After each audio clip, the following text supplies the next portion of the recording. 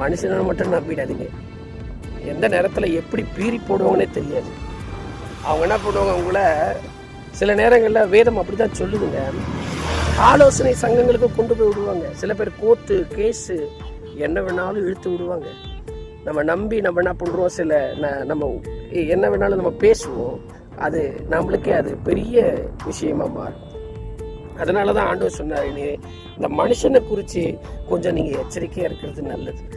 மத்திய எழுதின சுவிசேஷ புத்தகம் ஒரு 10ஆம் அதிகாரத்துலேருந்து நீங்கள் 17 நீங்கள் படித்து பார்த்தீங்கன்னா, நீங்கள் என்ன பண்ணுங்கள், அவங்கள குறித்து கொஞ்சம் எச்சரிக்கையாக இருங்க.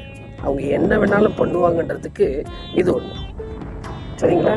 அதனால் தயவு செஞ்சு கூடுமான அளவு இந்த மனுஷனை குறித்து கொஞ்சம் எச்சரிக்கையாக இருங்க.